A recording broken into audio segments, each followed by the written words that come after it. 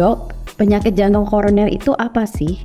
Oke, jadi pengertiannya ini adalah suatu gangguan fungsi jantung yang terjadi saat arteri koroner tersumbat oleh timbunan lemak. Arteri koroner ini merupakan suatu pembuluh darah yang memasok darah dan oksigen ke otot jantung. Jadi kondisi ini membuat otot jantung menjadi kekurangan darah karena penyumbatan atau penyempitan pada pembuluh darah koroner. Ini yang disebut aterosklerosis. Dok, jenis-jenis penyakit jantung koroner itu apa aja ya? Jadi jenis-jenisnya bisa dibedakan beberapa macam. Contoh melalui pembuluh darah. Misalnya melalui pembuluh darah, kita bisa bedakan pembuluh darah yang terkena, misalnya arteri koroner yang kanan, atau arteri koroner kiri, atau ada yang disebut arteri descendens anterior kiri, atau arteri sirkumflexa kiri. Lalu bisa juga berdasarkan gejala, contohnya disebut stable angina atau angina stabil. Ini adalah suatu kondisi yang ditandai nyeri dada atau ketidaknyamanan berkaitan dengan kelelahan akibat aktivitas fisik atau stres emosional. Biasanya ini bisa diprediksi, artinya biasanya pengidapnya bisa melacak pola yang berdasarkan apa yang dilakukan ketika merasakan nyeri di dadanya. Lalu bisa juga disebut unstable angina atau angina tidak stabil. Ini biasanya gejalanya ini terjadi pada saat pasien istirahat. Lalu biasanya bertambah frekuensinya, bertambah tingkat keparahannya, dan biasanya berubah dari pola yang biasanya didapatkan pada angina stabil atau stable angina sebelumnya. Lalu tidak respons dengan istirahat atau obat nitrogliserin. Lalu yang terakhir ada yang disebut infak miokard. Ya, ini adalah suatu serangan jantung. Jadi terjadi ketika aliran darah yang ke jantung ini terhenti atau berhenti secara tiba-tiba karena arteri koroner yang di jantung itu rusak oleh karena aterosklerosis tadi. Dok, gejala-gejala dari penyakit jantung koroner ada apa aja ya? Oke, jadi gejalanya yang paling sering dirasakan oleh pasien adalah nyeri dada. Nyeri dadanya ini biasanya terasa seperti berat atau seperti ditimpa dengan benda berat atau seperti diremas. Lalu ada lagi biasanya yang khasnya lain adalah penjalaran. Bisa menjalar ke bahu atau ke lengan atau ke leher kadang-kadang, bisa sampai ke rahang, bisa juga ke arah perut sampai ke punggung. Lalu biasanya ada keluhan lain seperti sesak nafas, bisa juga sampai keringat dingin, mual muntah, lalu bisa irama jantung yang tidak beraturan atau kita sebut aritmia. Lalu bisa juga gejalanya tidak gitu khas seperti pusing dan kelemahan yang mendadak. Jadi ini untuk pesan apabila ada pasangan saudara yang mengalami keluhan seperti ini, memang lebih baik segera dibawa ke rumah sakit atau ke UGD terdekat untuk supaya bisa direkam jantung.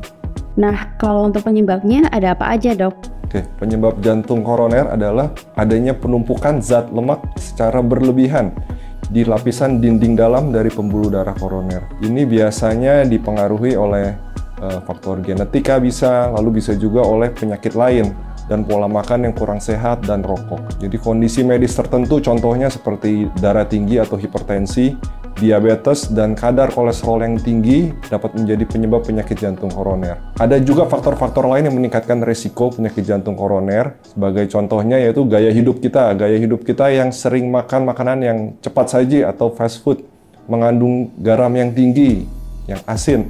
Itu bisa juga meningkatkan tekanan darah. Lalu juga misalnya kita jarang mengkonsumsi buah dan sayur.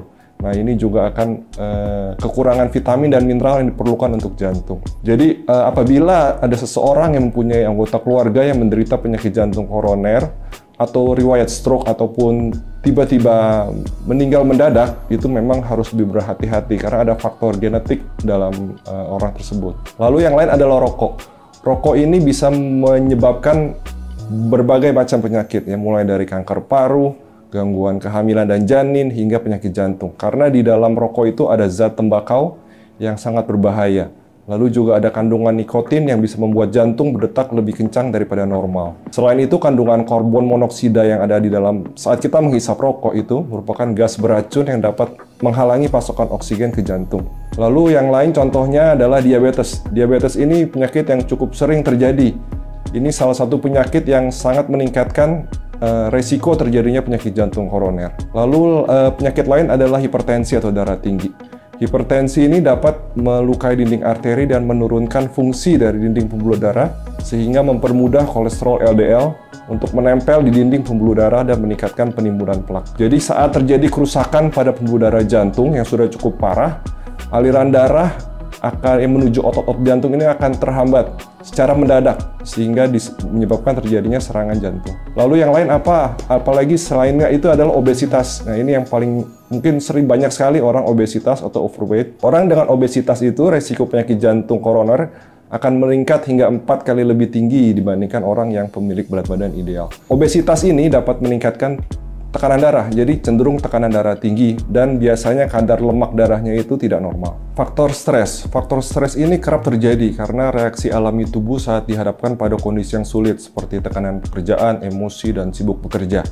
Nah, stres ini dapat meningkatkan tekanan darah, lalu dapat mencetuskan terjadinya nyeri dada, hingga mengakibatkan detak jantung yang tidak beraturan. Jadi seorang dengan riwayat keluarga yang mempunyai penyakit jantung akan lebih tinggi resikonya mengalami penyakit jantung dibandingkan orang yang tanpa riwayat keluarga. Terutama pada seseorang yang mengalami penyakit jantung pada usia yang muda, yaitu kurang dari 55 tahun pada pria dan kurang dari 60 tahun pada wanita. Pantangan bagi orang yang punya riwayat jantung koroner saat bulan puasa ada apa aja ya, Dok? Jadi sebetulnya saat bulan puasa ataupun saat tidak bulan puasa, pantangan untuk orang yang dengan penyakit jantung sebetulnya hampir sama saja ya. Karena pertama, contoh rokok ya diusahakan untuk berhenti merokok. Lalu makanan, hindari makanan yang mengandung banyak lemak, digoreng, yang mengandung banyak susu yang tinggi lemak, atau makanan dan minuman yang tinggi gula. Karena pada saat bulan puasa biasanya kita sering berbuka dengan makanan yang mengandung banyak lemak atau digoreng biasanya. Lalu juga faktor stres harus dihindari, dikurangi. Berat badan harus dijaga tetap ideal. Dengan aktivitas fisik harus dijaga supaya aktivitas fisik tetap berjalan dengan baik. Kalau untuk pengobatan dan pencegahan penyakit jantung koroner seperti apa, Dok? Jadi pengobatan jantung koroner itu meliputi berbagai jenis obat yang kita bisa konsumsi. Yang paling utama pertama adalah yang kita sering sebut dengan pengencer darah atau antiagregasi trombosit.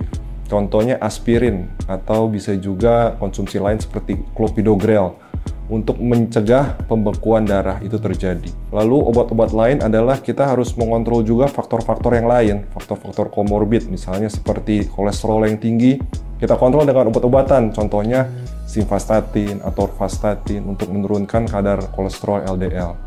Lalu untuk faktor contohnya misalnya dengan hipertensi juga kita harus kontrol hipertensi dengan obat-obatan hipertensi. Lalu juga ada obat contohnya beta blocker seperti bisoprolol ini untuk mencegah nyeri, mencegah angina dan juga bisa mengatasi hipertensi. Ada obat anti-angina lain untuk mengurangi nyeri seperti trimetazidin atau ranolazine ini untuk mengurangi terjadinya gejala angina. Lalu ada obat contohnya seperti nitrogliserin, nitrat.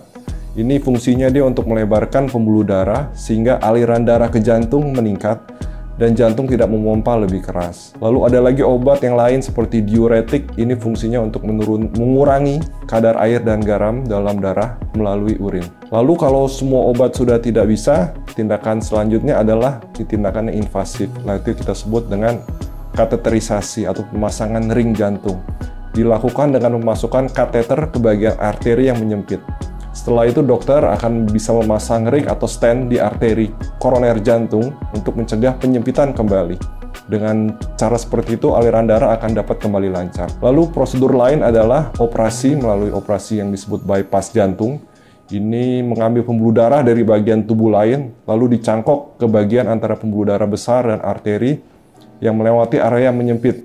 Jadi supaya tujuannya darah bisa mengalir lancar melalui rute yang baru tersebut. Lalu yang terakhir adalah jika sudah tidak dapat dilakukan apa-apa lagi, ini juga dengan transplantasi jantung, mengganti jantung pasien yang rusak dengan jantung yang sehat dari pendonor. Jadi untuk pencegahan jantung koroner, pertama kita harus terapkan pola hidup yang sehat. Pola makan yang sehat, menu makan yang kaya dengan serat dan cukup nutrisi. Perhatikan juga cara pengolahannya, hindari yang diolah dengan digoreng dengan banyak minyak. Lalu makanan dipilih yang rendah lemak, kurangi yang susu yang tinggi lemak, ataupun mentega. Lalu selain lemak juga kita harus menghindari makanan yang tinggi gula. Contohnya minuman manis, soft drink. Jadi konsumsi karbohidrat secukupnya juga, karena secara alami tubuh akan memproses karbohidrat menjadi gula dan lemak. Lalu yang perlu diperhatikan juga adalah perubahan seperti berhenti merokok. Lalu kita harus sebisa mungkin menghindari stres, karena jika saat stres, hormon yang diproduksi berlebihan ini mengakibatkan pembuluh darah menjadi kaku, tekanan darah menjadi tinggi. Hormon norepinefrin juga diproduksi tubuh jika saat stres, ini dapat mengakibatkan tekanan darah meningkat. Lalu tekanan darah, hipertensi kita kendalikan, berat badan kita turunkan, lalu lakukan olahraga yang kardio, contohnya seperti jogging, berjalan kaki, renang, ataupun bersepeda. Jenis olahraga tersebut dapat menguatkan kerja otot jantung dan melancarkan peredaran darah ke seluruh tubuh.